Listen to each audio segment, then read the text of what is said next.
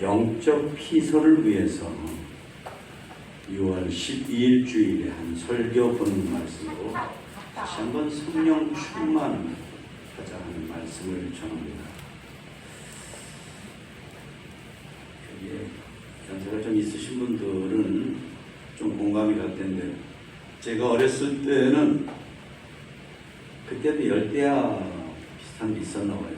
밤에 잠을 못 자요. 그러면 수도도 없었습니다. 우물가에 가가지고 우물로 돌아가고 물을 퍼서 직접 붙든지 아니면 세수대에 퍼가지고 물을 쫙 부으면 우와 하고 이제 으시시하면 그 기분에 가서 이제 잠을 자는 게 야밤 피서였습니다.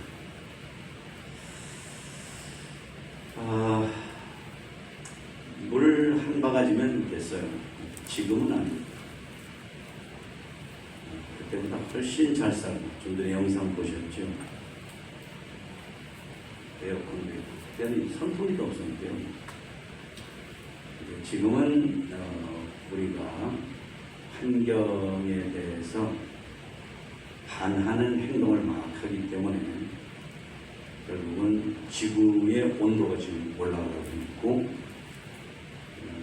사실 우리는 잘못된 삶의 태도 때문에 훨씬 더 답답하고 끈적거리는 삶을 살아서 물 한 바가지 가지고는 어림도 없는 그런 답답한 현실을 살고 있습니다.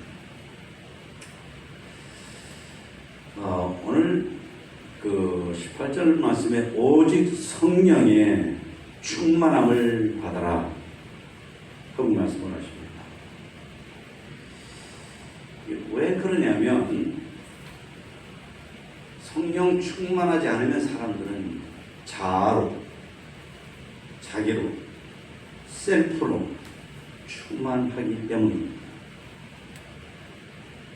그러니까 아담과 하와에게 타락한 그런 그 성품적 유전자를 받은 인간이기 때문에, 그래서 사람들은 자기 자신으로, 자아로 꽉 차 있습니다. 쉽게 말하면 자기밖에 몰라요. 그런데 억지로 남을 위해서 조금 생각한 다음에 이제 조금 다른 듯 하지만, 사실은 본질적으로는 성령 충만하지 않은 사람은 자아로 충만합니다. 교양으로 조금 이렇게 포장을 하고 해서 약간 달라 보이지만, 근데 이런 자아 충만은 인생을 쓰고 짜증스럽게 만드는 쓴뿌리입니다. 이것 때문에 사람들은 불순종합니다. 자아 충만한 사람은 남의 말, 남의 의견 안 듣습니다. 듣는 척은 하죠. 안 듣습니다. 미안한 얘기지만 설교도 잘 안 듣습니다. 딱 보면 알거든요.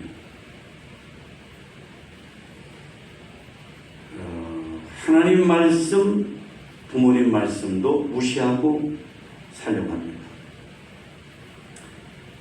겉으로는 아닌 척하지만 실생활은 그런 경우가 비중이 많습니다. 그리고 자아 충만한 사람은 불평을 잘합니다. 자아 충만하면 매사가 부정적이거든요.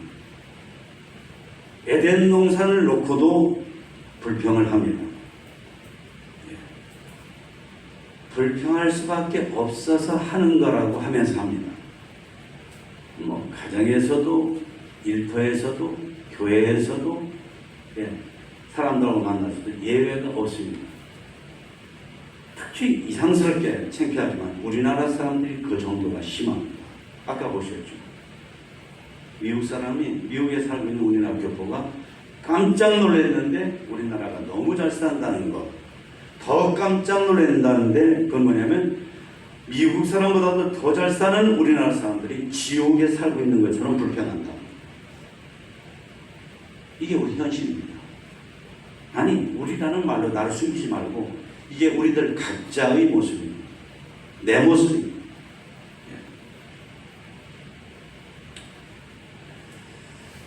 사람을 이를 꼭 집어서 불평을 합니다. 그럼 왜 그러냐면 내가 불평하는 게 틀린 게 아니다라고 하기 위해서 그러는 거죠. 더 나아가서 자아 충만한 사람은 욕심이 큽니다. 예. 자아 충만은 욕심 충만입니다. 채울 수도 채울 것도 채워줄 사람도 없는 욕심입니다. 그러니까 아무리 많이 줘도 만족이 없는 거예요. 세계 제1의 의료 체계 이런 것도 말한 것 없는 거예요. 그냥 못마땅하다. 채울 게 없습니다. 그러면서 그것을 수단 방법 안 가리고 채우려고 안다라거든요. 그러니까 거기서 죄가 나옵니다. 거기서 죄가 나옵니다. 네 번째로는 교만합니다. 자아 충만은 교만 충만이거든요. 자기 부족을 몰라요. 예. 아무리 겸손하자고 해도 자기는 완벽하다거든요. 자기는 잘한대요. 다른 사람이 나만큼만 하면 모든 문제가 해결될 거라는 착각을 합니다. 조금만 마음에 안 들어도 거칠고 날카롭게 반응을 합니다. 자아 충만은 교만 충만입니다. 자, 이렇게 자아 충만한 사람들은 영생의 지혜가 없어지니까 어리석게 살아갑니다. 생명인 세월을 허비하며 삽니다. 그러므로 하나님께서는 사람을 만드신 하나님의 뜻과 예수님 안에서 나를 구원해 주신 구원의 뜻을 그 뜻인 하나님 뜻 안에서 살라고 우리들에게 사랑으로 은혜로 말씀을 하십니다. 여러분, 우리 생각 한번 하셔야 됩니다. 내가 개나 돼지나 새나 뭐 이런 거 아니고 하나님의 형상을 닮은 사람으로 만들어 주셨는데 지금 내가 사는 요 모양 이런 삶을 살라고 만들어 주셨는가? 아니면 이거하고 다른 하나님의 뜻이 있는가? 나를 구원해 주시려고 예수님께서 십자가에서 피 흘리시고 살을 찢으시고 죽어주시기까지 하셨는데 나를 구원하시면 이렇게 살라고 그 희생을 하시면서 나를 구원해 주신 것입니다.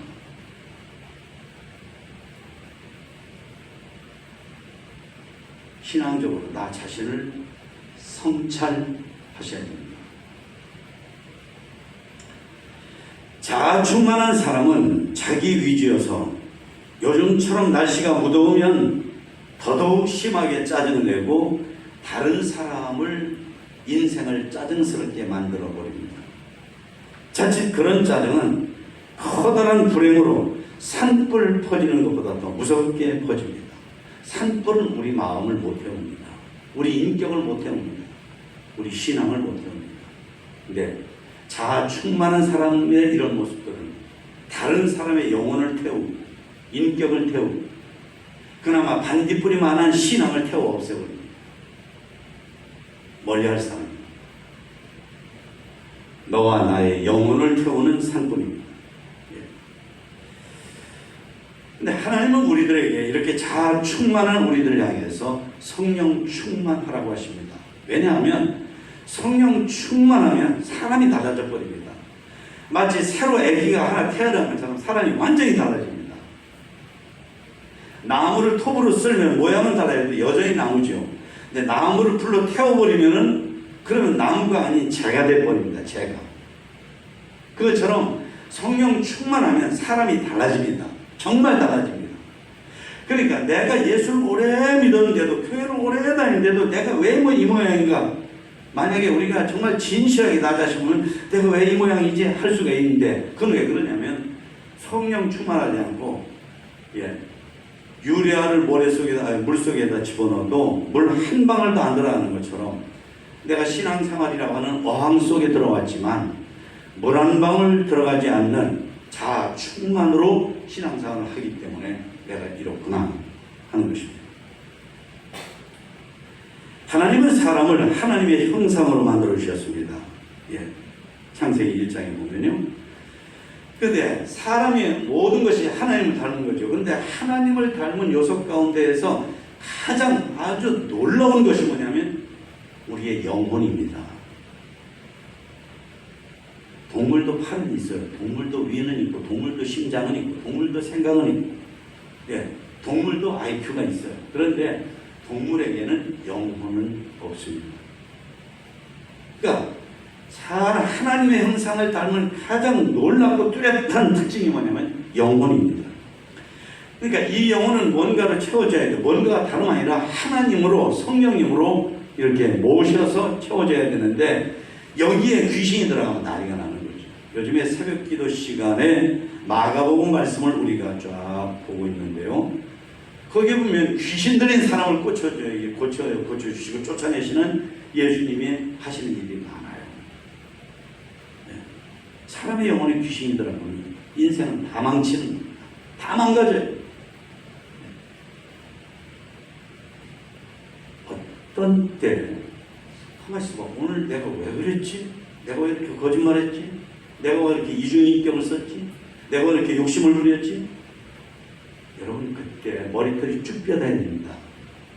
미안하지만 사탄에게 내 영혼이, 귀신에게 내 영혼이, 악령에게 내 영혼이, 예, 세속 문화와 요소로 둔갑한 악령이 내 속에 들어와서 나에게 영향을 줘서 그런 것일 수가 많아요.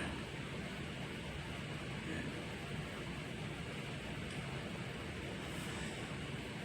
성령으로 충만한 사람은 진정으로 기쁘고 시원하고 행복합니다. 하나님께서 사람을 하나님의 형상으로 만드신 것은 하나님 위주로 살면서 성령 안에서 완전히 새 사람이 되게 하기 위해서, 그래서 성령 충만하라고 하는 것입니다. 예.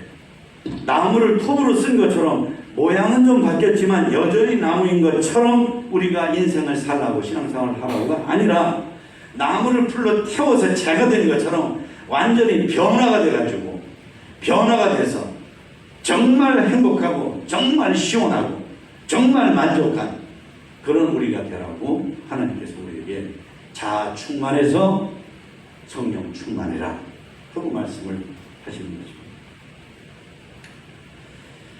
성령 충만한 사람은 순종을 잘합니다. 우리가 다른 사람 말을 안 들을 때 저 사람 말 들으면 내가 손해볼까봐, 내가 이상해질까봐 그런 경우들이 있거든요. 내가 체면이 깎일까봐. 예배 시간에 박수를 치자면 예수님 믿는 사람들이 하나님이 기뻐서, 은혜가 기뻐서 박수를 치자는데 박수를 안 치는 분들이 많아요. 왜 그런가 보면 박수를 치면 아마 내가 뭔가 이렇게 잘못된다고 생각을 하시나 봐요. 다른 사람이 하자는데 내가 선동에 맞은, 선동 당하는 것처럼. 근데 그건 아니거든요. 결코 아니거든요. 절대 아니거든요. 네. 그러니까 성령 충만한 사람은 그런 식이 아닙니다. 하나님께, 하나님의 뜻에, 하나님 성령님께, 그리고 하나님의 교회에, 하나님의 말씀에, 하나님이 나에게 주신 부모님께, 부모님은 하나님이 주신 분들이거든요. 네. 이런 속에서, 이런 시스템 속에서, 이런 하나님의 섭리 가운데서 남의 말을 순종을 잘합니다. 내 판단이나 내 결정보다도, 내 생각보다도 하나님의 뜻대로 사는 것을 더 먼저 하고 기뻐합니다. 여러분 보세요. 친구가 정말 좋은 친구들은 서로 말을 들어주는 걸 좋아합니다. 서로 친구. 예. 부모님과 자식 사이도 그래요. 정말 사랑하는 부모님이고 자식이면 부모님 말씀 잘 듣는 거, 자녀들의 말을 들어주는 걸 굉장히 좋아합니다. 연인은 말할 것도 없어요. 연인. 네. 마찬가지로 내가 정말로 성령 충만한 사람이면 하나님께 순종하는 것을 제1로요. 우선순위가 이거예요. 순종. 그리고 성령 충만한 사람은 하나님을 의지합니다. 내 힘 아닙니다. 내 지혜 아닙니다. 내 경험 아니에요. 내 수단 아니고요. 내 방법 아닙니다. 내가 모아놓은 물질 아닙니다. 내게 되는 사람 아닙니다. 하나님을 의지합니다. 성령 충만한 사람. 하나님의 사랑과 권능을 믿기 때문입니다. 예. 성령으로 충만한 사람은 그래서 하나님을 의지하니까 기도합니다. 마가복음 7장에 보면은 간구하는 두 부류의 사람이 나와요. 하나는 수로보니게, 이게 헬라 사람인데 이스라엘 사람이 아니고, 이 여인이 자기 딸이 귀신 들렸거든요. 그러니까 예수님께 와서 내 딸 귀신 들린 걸 고쳐달라고 간구해요. 의지하는 거죠. 예. 그랬을 때 그 사람 속에는 악령이 있는 게 아니라 성령께서 역사하시는 거예요. 성령께서. 언어장애, 청각장애가 있는 사람을 사람들이 데려가서 이 사람 좀 고쳐달라고 그럽니다. 간구해요. 그러니까 이들이 이스라엘 사람들, 당시 이스라엘의 신앙적인 지도자연 하는 사람들이 볼 때에는 믿음이 없어 보이고 별것도 아닌 사람들인 것처럼 보이지만 하나님의 입장에서 볼 때는 이들이 하나님의 영으로 충만하기 때문에 예수님께 와서 고쳐달라고 간구하는 거예요. 의지하는 거. 성령 충만한 사람은 하나님을 의지합니다. 하나님 없어도 괜찮아. 교회 안 다니는 사람들 다 그거잖아요. 하나님 없어도 잘 산다. 여러분, 영적 삶이 없는 삶은 성경적으로 볼 때 영적으로 죽은 사람들입니다. 이걸 아셔야 돼요. 예. 그 사람들 하나님 없어도 내가 잘 산다 하는데 잘 사는 게 아니라 죽은 삶을 사는 거예요. 죽은 삶입니다. 어리석으니까, 머리가 나빠서 어리석은 게 아니라 죄 때문에 어리석으니까 엉뚱한 말을 하는 거예요. 우리가 친구들한테 전도해야 되는 이유가 친구들이 불쌍해. 왜? 하나님을 모르니까 엉뚱한 소리나 하고 생각이나 하고 있는 거거든요. 예. 그리고 성령 충만한 사람은 하나님을 사랑합니다. 예. 마음을 다하고 목숨을 다하고 뜻을 다해서 주 너의 하나님을 사랑하라. 예. 이것이 하나님의 기뻐하심이에요. 이것이 하나님께서 우리에게 기대하시는 거예요. 예. 그렇습니다. 진정으로 사랑하면은 모든 두려움 사라집니다. 더는 부러울 것이 없습니다. 여러분, 우리 성도들이 하나님을 사랑하든 친구끼리 사랑하든 연인끼리 사랑하든 정말로 사랑하면 친구를 위해서 만약에 내 친구가 돌아오지 않으면 친구의 죄를 대신 내가 사형당하겠습니다 하는 얘기도 있잖아요. 죽는 게 무서운 겁니다. 그게 부모가 자식을 사랑하는 것이든 친구 간의 사랑이든 연인 간의 사랑이든 우리가 원하는 하나님을 사랑하는 것이든 간에 진정으로 사랑하면 무서울 게 없는 거예요. 그러니까 하나님께서 하나님을 사랑해달라고 말씀하십니다. 하나님을 사랑하지 않는 사람은 뭐든지 다 걸리거든요. 다 걸려요. 안 걸리는 게 아무것도 없어요. 자아로 충만해가지고 자아로 충만한 자기 계산, 자기 하고 싶은 게 전부 다 걸리는 거예요. 하나님 사랑하지 않으면 다 걸려요. 다 걸려요. 다 걸려요.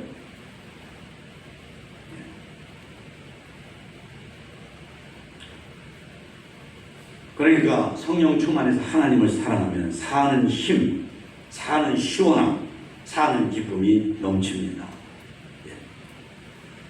그리고 성령 충만하면 진정으로 기뻐합니다. 빌립보 4장에 보면은 주 안에서 항상 기뻐하라. 내가 다시 말하는데 기뻐하라. 바울 사도는 성령 충만해서 기뻐하는 사람이거든요. 이 빌립보서를 쓸 때에 감옥에 있었어요. 감옥. 일반 감옥은 아니고 연금 상태라고 그러는데 야마튼 감옥이에요. 어디 못 가요.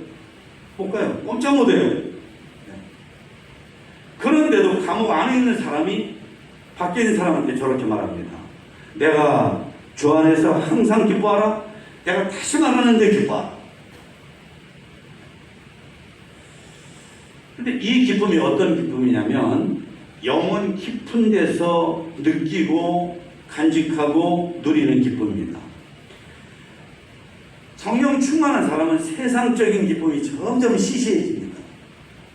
뭐 골프 치고 테니스하고 등산하고 카페 가서 앉아서 밟고 오고 맛있는 커피 마시고 쇼핑센터에 가서 사고 싶은 거 마음껏 사고 남 사지 못하는 비싼 차 사가지고 굴리고 이게 다 세상적인 기쁨이거든요. 이게 최고인 사람은 하나님이 절대 최고가 안 됩니다. 여기에 심취한 사람은 절대 신앙의 세계, 믿음의 세계에 들어올 수가 없어요. 믿음이 먹혀 들어가질 않아요. 그런 걸로 꽉 차 있습니다. 영적인 기쁨이 아니거든요. 그러니까 바울 사도 같은 경우에는 바울과 실라가 빌립보 감옥에 갇혔지요. 무섭게 얻어맞고 예수님처럼 살이 찢어지게 얻어맞고 제일 무시무시한 감옥에 갇혔거든요.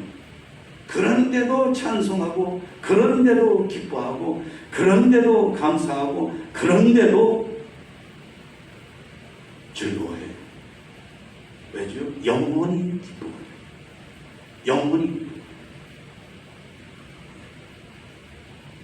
그리고 성령 충만해서 기쁜 사람은 영원한 기쁨을 누리게 됩니다. 하나님을 떠난, 하나님을 무시하는, 하나님을 안 믿는, 교회를 안 다니는 사람들의 기쁨은 하루살이 같은 기쁨. 하루살이 같은 기쁨.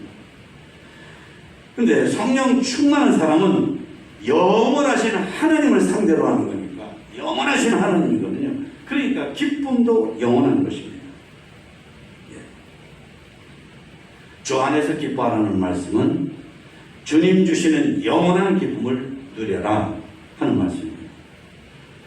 그리고 세 번째는 성령 충만한 사람은 사람을 사랑하는 기쁨을 누립니다.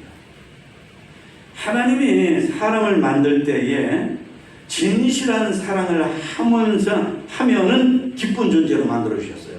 사랑하지 않으면은 행복할 수 없는 존재로 만들어.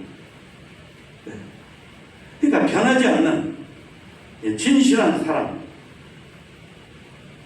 정말 복이 되고 유익하고 이런 사랑을 주고받는. 그러니까 우리는 사람을 상대로 할 때에 사랑의 대상이 아닌 경쟁의 대상으로 보죠. 이게 비참한 겁니다. 비교의 대상으로 봅니다. 경쟁의 대상, 비교의 대상이니까 상대방을 따르고 도와주고 이런 거 없습니다. 오로지 마음속에 늘 경쟁심, 비교심. 이게 어디 자유할 구석이 있나요? 없죠. 심지어 다른 사람을 미움의 대상으로 보기도 하고요. 가까이 하기에는 너무나 먼 당신으로 여깁니다.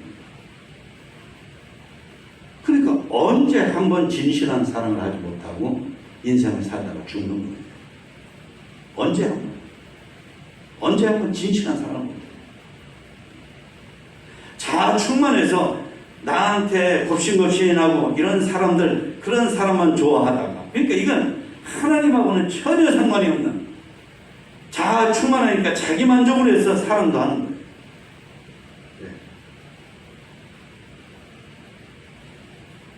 그러면 사랑의 기쁨 없습니다. 아까도 말씀드렸지만 하나님은 사람을 만드실 때에 다른 사람을 진실하게 사랑할 때 행복한, 기쁜, 시원한, 만족한, 후회가 없는 존재가 되도록 만드셨거든요. 근데 이게 내가 성령 충만하지 않는데 이걸 하려고 한다. 안 되는 거예요. 안 되는 거예요. 여러분, ABCD 알파벳을 모르고 아주 기본적인 영어의 기본적인 걸 모르고 한국어를 배운다든지 영어를 배운다든지 될 수도 있어요. 살다 보면 말이라는 게. 그러나 어려운 거죠. 자동차로 봅시다. 자동차 바퀴가 없어요. 그러면 어떻게 됩니까? 엔진도 좋고 다 좋아요. 운전대도 좋고 브레이크도 좋고 다 좋은데 타이어가 없어요. 그런 식입니다. 성령 충만한 사람은 주님처럼 하는 사람. 내가 먼저 하는 사람. 먼저 나눠주고, 먼저 이해하고, 먼저 높여주고, 먼저 기다려주고, 가진 거 먼저 나눠주고, 먼저 인격적으로 존중해주고. 주님처럼 하는 사람, 내가 먼저 하는 사람을 성령 충만한 사람은 한다 하는 것입니다. 미국의 어느 한인교회가 수요일 저녁마다 행복한 가정 세미나를 했습니다. 어느 날 밤 특별 프로그램으로 활동으로 부부 화목 10계명을 각자 만들어 가지고 우리 부부에게 맞는 10가지 이런 거 하면 우리 부부가 화목할 것 같다 하는 것을 만들어서 발표를 해보세요. 근데 어느 부부 차례가 됐는데 남편이 일어나서 말하는데 1계명 신경질 좀 내지 맙시다. 그러니까 사람들이 옆에 앉은 그 와이프 되신 분은 제가 집에서 신경질 내는 겁니다. 2계명 신경질 좀 내지 맙시다. 와, 좀 신경질 많이 내나 보네요. 3계명 신경질 좀 내지 맙시다. 그러니까 뭐야, 겉보기하고 완전히 다른 사람이 집에 가서 맨날 신경질 내는 거예요. 4계명 신경질 좀 내지 맙시다. 그러더니 5, 6, 7, 8, 9, 10 다 신경질 좀 내지 맙시다.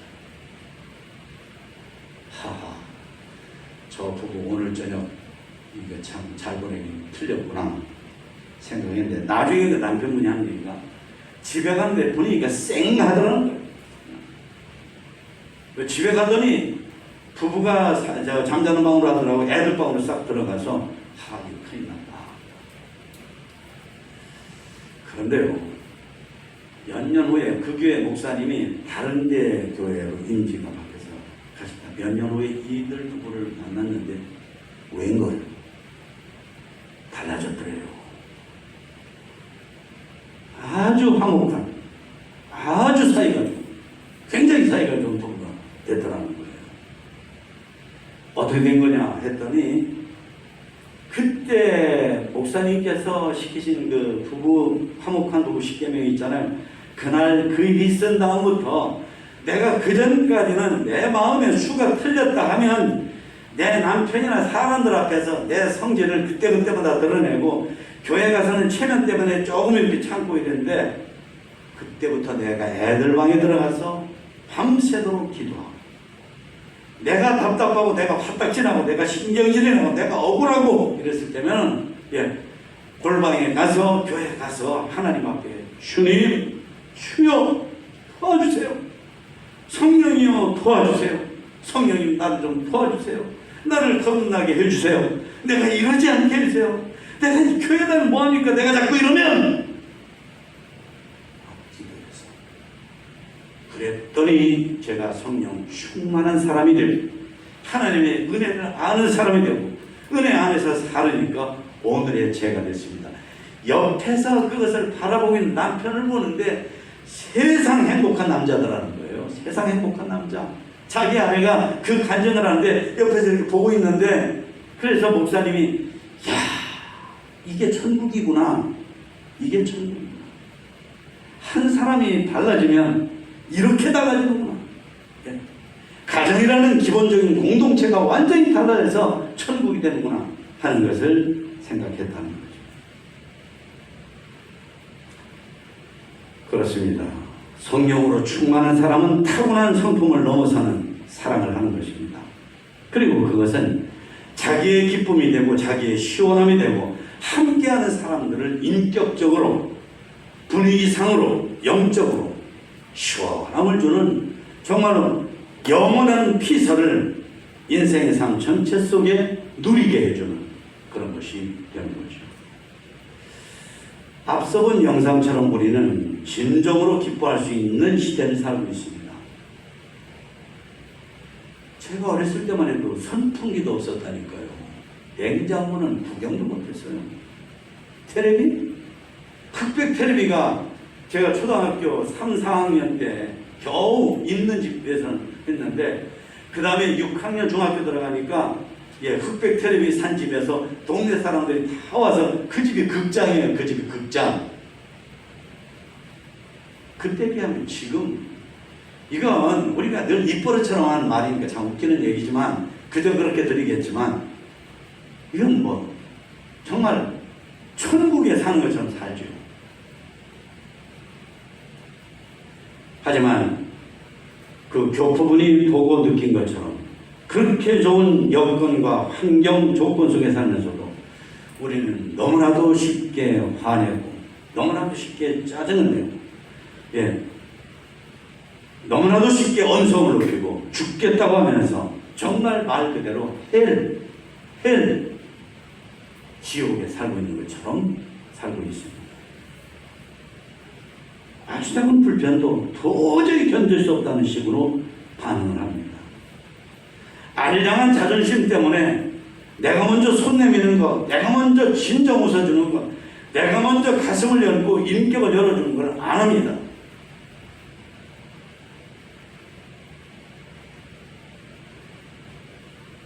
왜인가요? 자, 충만해서 그렇죠.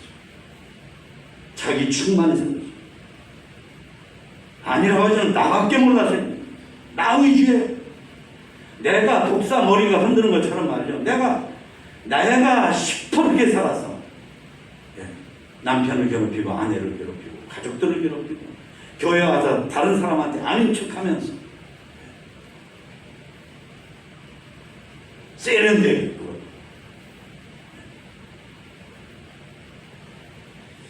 그런 우리에게 하나님께서는 오직 성령 충만함을 받으라 하고 말씀하십니다.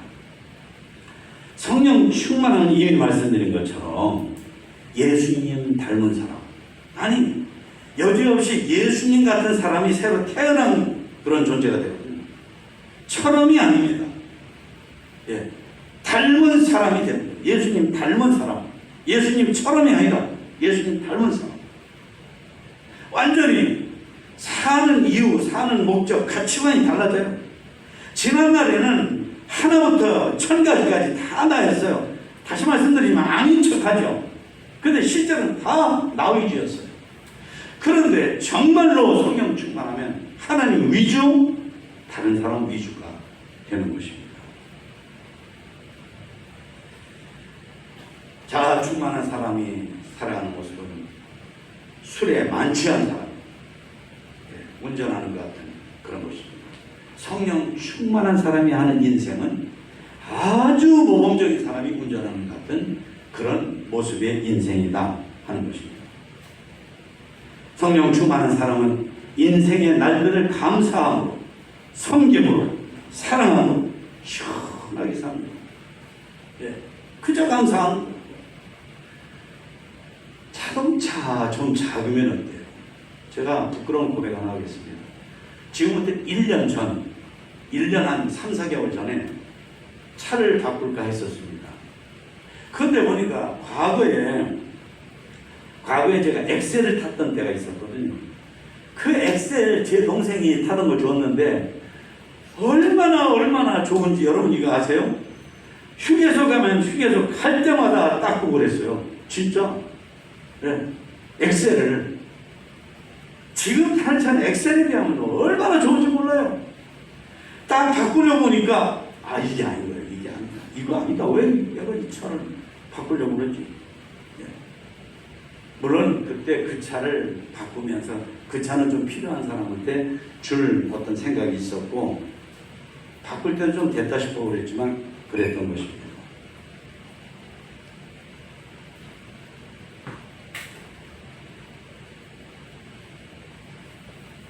성령 충만한 사람, 자아 위주가 자기 충만이 아닙니다. 하나님으로 충만하고 예수님으로 쭉